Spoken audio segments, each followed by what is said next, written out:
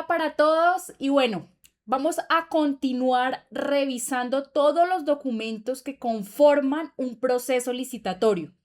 Ya hemos visto que en SECOP 1 se carga toda la información para que nosotros la podamos revisar, también cargan los formatos para que nosotros los podamos documentar y presentarlos. Vamos a pasar a revisar nuevamente el proceso que aparece en el SECOP 1 de nuestro proyecto, el Bosch-Culver en una vía terciaria.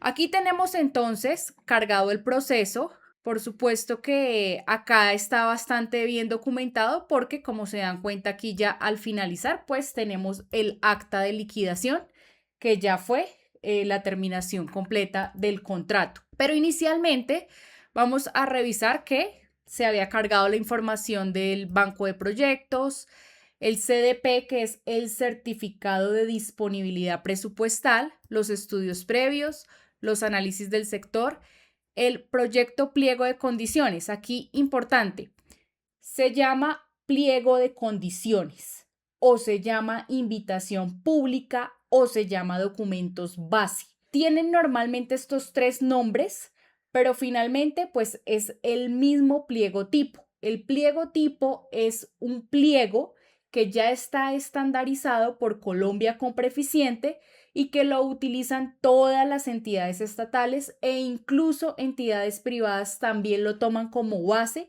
para poder formular sus propios procesos. Entonces, es un documento que ya viene con todas las condiciones dadas y obviamente cada entidad le cambia temas de fechas, temas de objeto contractual, temas de plazo, temas de formas de pago, pero ya viene estructurado. Bueno, volvamos nuevamente aquí al SECOP 1 y entonces vamos a revisar algunos documentos que para mí desde la experiencia son fundamentales. Lo primero que yo reviso antes de abrir el pliego de condiciones, antes de revisar el análisis del sector, antes de todo eso, es el cronograma. ¿Qué tiempos yo tengo para poder hacer observaciones, para poder hacer limitaciones, para de pronto hacer una visita a la obra? Entonces, es lo primero que yo reviso y es con lo que yo voy a iniciar. Acá voy a abrir el anexo 2, que es el que contiene el cronograma. Muchas veces el cronograma viene ya en el proyecto pliego de condiciones. En este caso lo colocaron en un anexo 2 y es un Excel. Entonces, fíjense que acá revisamos. Publicación del aviso a la convocatoria el 19 de septiembre. Publicación de los estudios 19 de septiembre. Acá, pilas que acá empezamos. Plazo para presentar observaciones al proyecto de pliego de condiciones hasta el 25 de septiembre. Entonces, es importante que nosotros leamos todos los documentos para poder sacar todas las observaciones o inquietudes que nosotros tengamos al momento de presentarlas antes de esta fecha. Después de esta fecha, las entidades tienen la potestad de no contestar. ¿Por qué? Porque son observaciones o son preguntas de manera extemporánea. Algunas entidades las responden, algunas otras no las responden porque está fuera de término. Entonces, pilas con digamos, con esta información, porque si nosotros ya nos pasamos del tiempo, pues seguramente o muy probablemente no vamos a obtener respuestas como tal de la entidad. Continuemos. Expedición del acto administrativo de apertura, publicación del pliego de condiciones, plazo para manifestación de interés. En SECOP 1 o los municipios que manejan SECOP 1 requieren que nosotros enviemos una carta, como bien lo dice, manifestando el interés de participar en el proceso. De no hacerlo es una causal de rechazo. Entonces, también es importante que nosotros tengamos en cuenta esas fechas, porque si enviamos la manifestación después de la fecha establecida en el cronograma, pues ya automáticamente quedamos por fuera.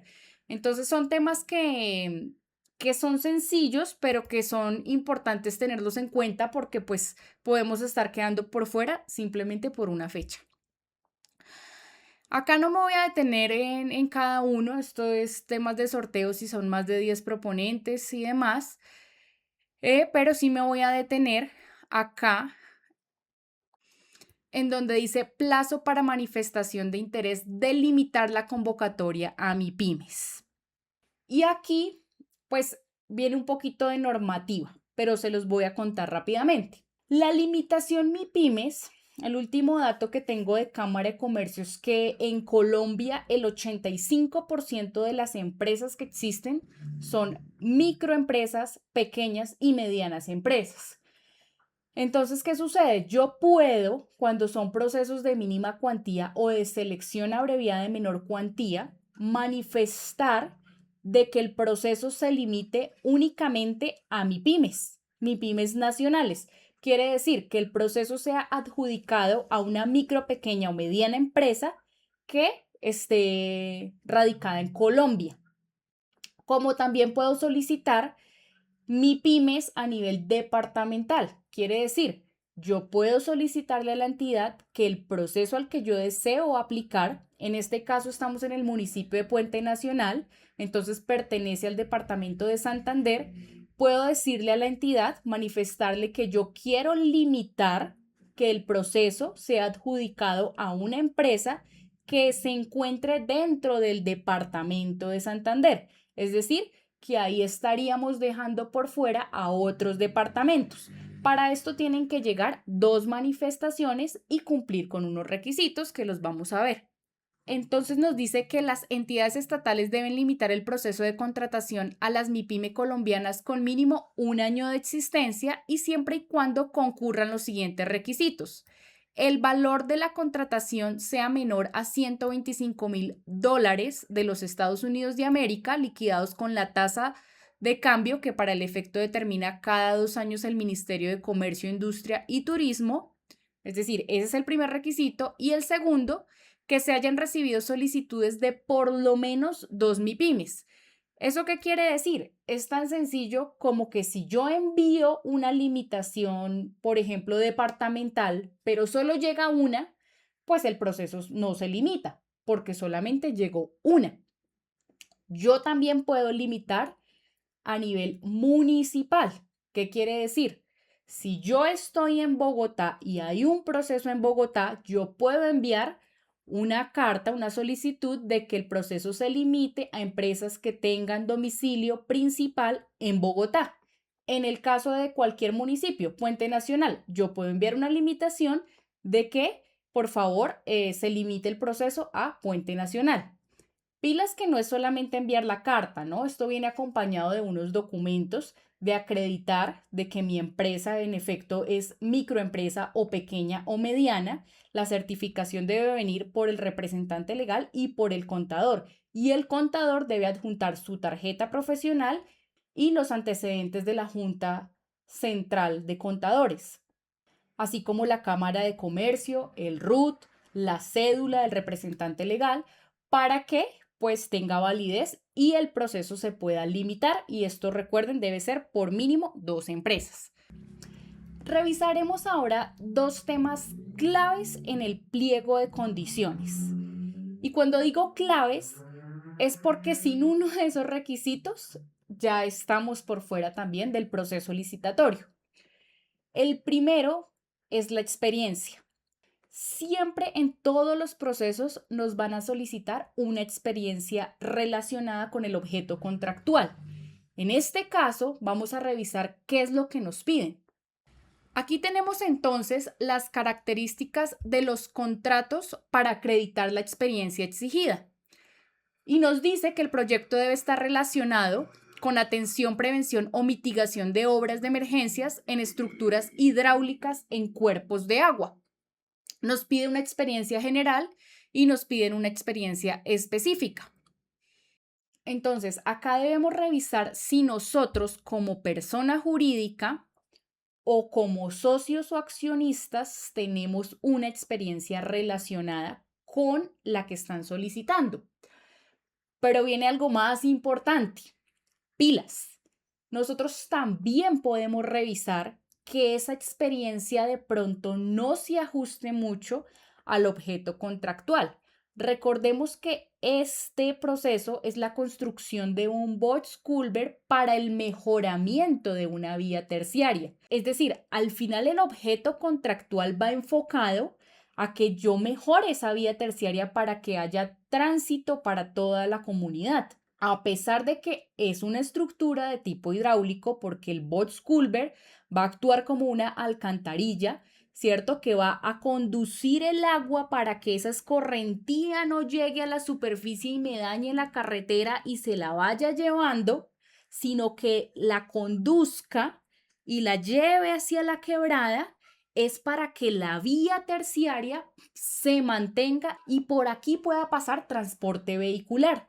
Entonces nosotros podemos hacer esa observación con estos argumentos y decir, sugerimos que se cambie la experiencia porque realmente el fin va a ser la vía terciaria, el mejoramiento de esa vía.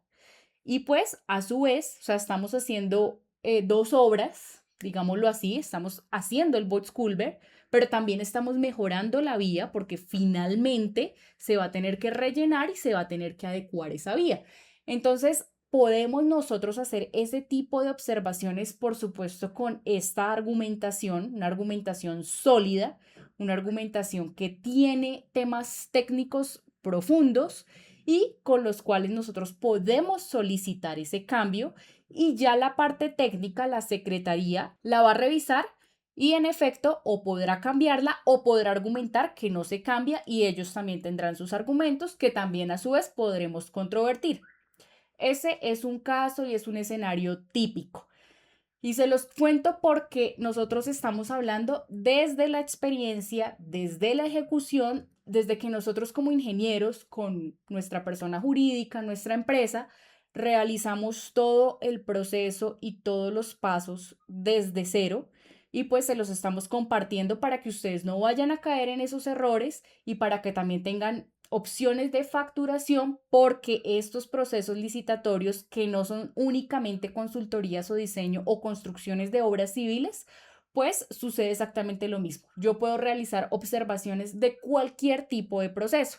Y hay una anécdota bien interesante que les quiero contar hacia el final del video para que lo tengan muy, muy en cuenta.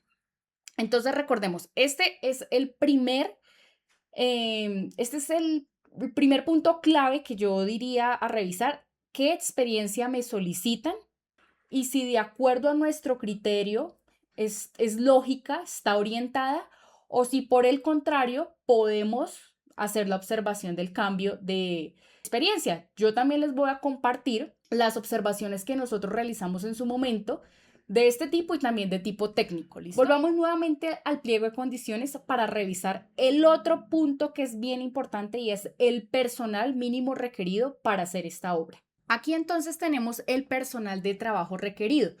Tengan en cuenta que este personal puede aparecer en el pliego de condiciones, como puede aparecer en los estudios previos, como puede aparecer en el análisis del sector. Hay que revisar absolutamente todos los documentos para ver en cuál aparece ese personal mínimo requerido. También puede aparecer en un anexo. Entonces acá nos indican que se requiere un director de obra con un 50% de dedicación, un residente de obra con el 100% y un oficial de obra con el 100%. Nos dicen que el director de obra debe ser un ingeniero civil, especialista en gerencia e interventoría de obras civiles y con experiencia de 5 años a partir de la tarjeta profesional. Y en requisitos de experiencia específica nos piden 3 certificaciones de contratos celebrados con entidades públicas donde acredite haberse desempeñado como director de obras relacionado con los contratos. Del residente de obra me piden que sea ingeniero civil y con una experiencia mayor a 5 años. También me piden 3 certificaciones con contratos celebrados en entidades públicas o privadas donde se acredite haberse desempeñado como residente de obra en contratos relacionados con el objeto contractual. Y el oficial de obra me piden que sea certificado por el COPNIA, que es el Consejo Profesional de Ingeniería, y que debe contar con 2 años de oficial de construcción, contados a partir de la fecha de expedición de la tarjeta. Y en la experiencia específica, 3 certificaciones de contratos celebrados con entidades públicas donde acredite haberse desempeñado como oficial de obras de contratos relacionados con el objeto contractual del presente proceso. Entonces acá varias cosas. El director de obra es coherente, es congruente que sea un ingeniero civil, que también tenga un posgrado, Pero el posgrado que nos piden aquí particularmente es muy segmentado. Nos dice que debe ser especialista en gerencia e interventoría de obras civiles. Nosotros podemos hacer una observación diciendo que ese posgrado puede ser, por ejemplo, en gerencia de proyectos, en donde el contenido programático que está en la especialización descrita, pues es muy similar. ¿Por qué? Porque los comparamos. Además, esta especialización, al ser tan particular, pues solamente la dan en una o dos universidades. Si no es tan amplia, entonces eso va a cerrar mucho más el nicho y ahí es donde nosotros tenemos que hacer la observación porque seguramente así venía de un pliego de condiciones anterior tomado como base, seguramente así lo revisaron y les pareció en su momento pertinente, pero nosotros como proponentes podemos hacer la observación y seguramente es acogida y pues también se coloca que puede ser la una o la otra. Eso ya depende de la respuesta de la secretaría a cargo. Bueno, algo que es importante, dicen que los 3 contratos deben ser con entidades públicas. Yo puedo decir que por favor también sean válidos los contratos con entidades privadas, porque seguramente muchos hemos trabajado en el sector privado y pues tenemos esa experiencia que por supuesto también es completamente válida y podemos solicitar una certificación en la empresa donde hayamos laborado. Esa es otra observación que puede ser acogida porque pues finalmente son experiencias. En cuanto al oficial de obra, pues yo puedo solicitar de que, por ejemplo, no sea un oficial, sino un maestro de obra. Jerárquicamente, el maestro está por encima del oficial, del suboficial, del ayudante. Entonces yo puedo solicitar que por favor sea un maestro de obra. Esa observación casi que es segura que es acogida porque estoy colocando un profesional de mayor jerarquía al que me están solicitando. Entonces, pues es otra observación que es completamente válida. Son las observaciones que nosotros realizamos como posibles oferentes en su momento. Ahora, hay otro tema que siempre se debe revisar en estos pliegos. Es el tema de la matriz de riesgos. En este caso, acá vemos el formato. Cuando lo abrimos, resulta que la matriz de riesgo pues no está diligenciada. Si no está diligenciada, como en este caso, nosotros como posibles proponentes debemos diligenciarla o solicitar si tienen una matriz de riesgo ya diligenciada, que puede ser que por un error humano no colocaron o no subieron, no cargaron la matriz de riesgo asociada al proceso. Y esto es delicado. Es delicado porque en la matriz de riesgo se identifican aquellas posibles situaciones que ponen en riesgo la ejecución de la obra, como por ejemplo el clima, como por ejemplo el plazo, como por ejemplo los costos. Y esto nos permite tener una alerta temprana en el momento de la ejecución de la obra y que ambas partes hayamos conocido esos riesgos. Cuando esta matriz no se diligencia o no se carga, queda a responsabilidad total del proponente, en este caso de nosotros. Si sucede algo por temas de clima, por temas de terreno, por temas de lo que sea, nosotros como proponentes lo asumimos. ¿Por qué? Porque no la diligenciamos, porque no la solicitamos, porque en ese momento no lo tuvimos en cuenta y asimismo debemos asumir esa responsabilidad. Entonces, pilas con las matrices de riesgo porque eso nos va a permitir tener esas alertas tempranas. Y más en una obra civil en donde es muy difícil cumplir con un cronograma al 100% porque vamos a tener siempre temas que se nos salen del control, como lo es el clima, como lo es seguramente el terreno, como lo son las vías de acceso, que son temas que no están bajo nuestro control, pero que hay que trabajar con ellas. Este es un tema fundamental porque realmente es algo que puede llevar a la quiebra a un contratista. Tomemos acá una pequeña pausa. El olor a café siempre es relajante. Así que bueno, pilas con las matrices de riesgo. Ahora, otro tema importante, ir al sitio de la obra. Algunas veces en los pliegos de condiciones colocan una fecha para ir al lugar, en otras no. Eso no impide, más en una vía terciaria, que nosotros como posibles oferentes conozcamos la vía de acceso, conozcamos el terreno. ¿Por qué? Porque eso va a dificultar la entrada de materiales, eso nos va seguramente a implicar unos sobrecostos en transportes, que eso nos sucedió. Y pues más aún, si llega a haber un clima que no nos favorezca mucho, un invierno, una ola invernal que de pronto pues nos tocó asumirla, pues tampoco nos va a favorecer demasiado. Entonces, ese tipo de situaciones pues nos llevan a que tengamos un mayor control sobre el presupuesto que tenemos y si sí es viable aplicar al proceso o no. Vamos a revisar las preguntas que nosotros realizamos y las respuestas que nos dio la entidad para que si ustedes estén un poco más familiarizados. Aquí aparecen algunas de las preguntas que nosotros realizamos y observaciones. En esta primera, yo estoy solicitando con base en argumentos sólidos de que la experiencia sea más orientada hacia vía terciaria que no hacia estructuras hidráulicos y cuerpos de agua. Entonces, acá yo doy la explicación de la experiencia aplicada al objeto contractual, de la clasificación de la complejidad por la propia entidad que se clasifica como media baja, la proporcionalidad y pluralidad de oferentes, ya que pues tener esa experiencia tan sesgada pues va a implicar de que esté mucho más cerrado y no vaya a existir, como lo dice el nombre, pluralidad, es decir, varios oferentes que puedan participar y el alcance real de la categoría 2.2, que es la experiencia que yo estoy solicitando, que es el mejoramiento en vías terciarias. Esto porque finalmente el diseño que ellos nos proporcionan es el que viene en la cartilla de obras menores de drenajes y estructuras viales de envías.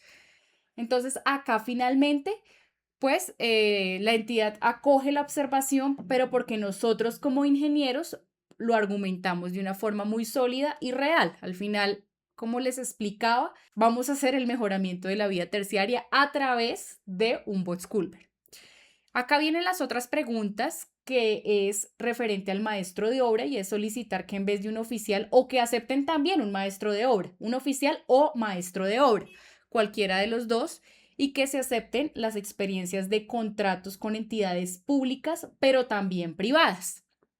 Y que la especialización del director pues también se amplíe un poco a unas especializaciones que tienen mayor oferta y no básicamente profesionales que hayan hecho esa especialización en una o tal vez dos universidades y pues si yo la quisiera hacer y estoy radicada en determinado lugar, pues difícilmente la voy a poder realizar porque la oferta es muy pequeña. Entonces acá este es el documento en donde pues nosotros hicimos las respectivas preguntas y en donde acogieron totalmente la observación o la acogieron parcialmente. Entonces, por supuesto, estos documentos son públicos porque todos como ciudadanos pues tenemos acceso a revisar estos procesos.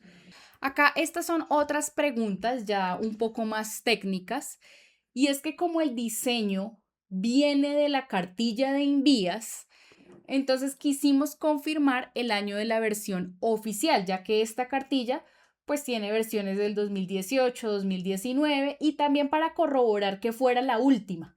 Entonces ellos nos dicen que es la del 2023. Listo. Aquí preguntas importantes, la aplicación del IVA, por ejemplo. Estos procesos suelen tener unos descuentos bastante robustos a nivel municipal, a nivel departamental y por supuesto también a nivel nacional. Entonces aquí quisimos preguntar cómo iba a ser el tema de la aplicación del IVA. Acá de tipo técnico, la altura del relleno del Boxculver. Acá yo tengo la cartilla justamente porque nos piden realizar un Boxculver de 2x2, en donde acá está la altura del relleno. Para nuestro caso nos dicen que es entre 0 y 0,30, porque esa es la indicación que nos dan desde los estudios previos, pero una cosa es 0 y otra cosa es 0,30. Entonces acá decidimos preguntar cuál era el valor realmente, si era a 0 o si era a 0,30, pero pues acá básicamente nos dicen que revisemos y que finalmente depende de la pericia del contratista o del profesional a cargo. Es decir, que nosotros revisaremos cómo lo vamos a realizar. Acá otra aclaración que nosotros solicitamos fue la longitud del Box-Culver, porque en algunos documentos pues no era muy legible la imagen y pues aunque leíamos un 5,5 no estábamos tan seguros, pero acá nos confirman que sí, que es de 5,5. Solicitamos una aclaración sobre los estudios de suelos, ya que tampoco estaban, pero pues nos dicen que había un rubro para este tema, para el tema de consultoría, entonces que de ahí podíamos realizar el estudio de suelos, cosa que hicimos. Y también acá solicitamos una aclaración sobre las especificaciones porque en la cartilla, fíjense que acá en algunas referencias nos hablan de varilla de media y en otras de varilla de 5 octavos. Sin embargo, en el pliego de condiciones nos decía que todas debían de ser de 5 octavos. Entonces, pues es importante solicitar la aclaración porque si vamos a colocar varilla de 5 octavos en todo el bots, eso va a implicar mayores costos. Pilas. Una varilla de mayor área de refuerzo, por supuesto que pesa más, el acero lo venden por kilos, eso me va a implicar mayores costos necesariamente. Y la cartilla me está diciendo que de media y de 5 octavos. Entonces, pues valía la pena solicitar esa aclaración. Y pues solicitando esa aclaración, pues nos indicaron que efectivamente era como decía la cartilla, 5 octavos y de media. También nos indicaban que el concreto para muros, placas y vigas iba a ser de 28 megapascales. Sin embargo, la misma guía nos indica que para este Box-Culver de 2x2, el concreto de 21 megapascales o de 3000 psi está perfecto. Entonces decidimos también solicitar la aclaración, pero nos dijeron que debía ser de 28 megapascales. Pues es un tema ya, digamos que de criterio. Sin embargo, la guía decía 3000. Finalmente nosotros lo hicimos de 28 megapascales como lo exigió la entidad. Pero aquí hay un tema importante y es que viene un poco la experiencia profesional y el criterio profesional. Y es que estas cartillas vienen con unas estructuras ya estandarizadas, pero depende de la pericia del ingeniero o del análisis estructural del ingeniero en que se pueda rediseñar de alguna manera. Porque para efectos de la obra que se iba a realizar, yo como estructural hago los cálculos y veo que está sobredimensionado, veo que la cartilla incluso me dice se puede de 3000, veo que 5 octavos incluso es una varilla con un área de refuerzo bien importante, pero listo, así lo dice la cartilla, pero entramos en ese tema de criterios profesionales. Yo como estructural realizo el diseño, o sea, tengo en cuenta obviamente que vamos con base en la cartilla de Invías, pero eso no me quita que como estructural yo pueda hacer el diseño y revisar si está acorde, si está sobredimensionado, si hace falta algo y me doy cuenta con criterio estructural de cómo es que realmente se necesita. En este caso, la obra fue un poco sobredimensionada, la realizamos así por exigencias de la entidad, pero también hace falta un componente técnico mucho más congruente con la realidad de las obras. Imagínense nosotros acá en edificios de 20 pisos nos fuéramos todo con concreto de 350.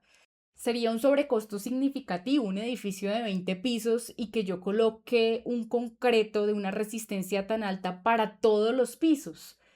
No sería negocio para las constructoras y nadie podría comprar una vivienda. Entonces, un poco acá es una reflexión sobre pues los diseños y las obras que vayamos a realizar, pues deben tener una consultoría técnica. No nos podemos ir siempre por las guías de Invías, que son buenas, que son precisas, que son una gran ayuda, pero que pues también requiere que sea un departamento técnico y tengo ingenieros a cargo, pues hacer el diseño realmente de un Box-Culver, de unos muros laterales y de unas vigas, es algo que se debería hacer. Es como recomendación y sugerencia para absolutamente todo el territorio nacional. Otro tema indispensable y que nos atañe, los impuestos. Acá nosotros tenemos las tasas que se deben realizar. Y acá nos están colocando el FIC, el Fondo para la Industria de la Construcción, SENAFIC, fuera de el impuesto de renta o del anticipo bimestral que hacen las empresas que pertenecen al régimen simple de tributación. Entonces, los impuestos son bastante robustos, son significativos y es vital que nosotros conozcamos todos los impuestos. En algún momento, en otro pliego de condiciones, en otra obra, no colocaron el fondo de seguridad, que es un 5% del valor total del contrato. Es un impuesto muy alto, pero que pues para todos los contratos de obra lo cobran. Y pues obviamente que si el contratista no tiene discriminados todas las tasas, impuestos y gravámenes, pues va a ser una sorpresa cuando haya un 5% menos en ese proceso. Y les voy a contar una experiencia que les prometí, y es que hubo alguna vez un proceso de señalización, de señales de tránsito. Solicitaban en el proceso el suministro y la instalación de dichas señales. Nos pareció atractivo, yo empecé a listar la documentación y Daniel empezó a revisar cotizaciones sobre cuánto podían costar las señales de tránsito. Voy a decir unas cifras que no corresponden a la realidad, pero es para darles un ejemplo, simplemente. Solicitaban una señal de tránsito vehicular, de girar a la derecha. Entonces el precio que colocaban en el pliego era, por ejemplo, 200.000 pesos. Cuando nosotros fuimos a revisar cotizaciones con empresas que vendían esas señales porque venían con la norma en vías, resultaba que estaba en 350.000 pesos más IVA, o sea, estaba bastante superior a lo que estaban colocando en el pliego. Entonces decidimos no participar porque no era correcto ni ético participar en un proceso en donde las cotizaciones que vienen con las señales con la norma pues están muy por encima del valor que está ofreciendo la entidad.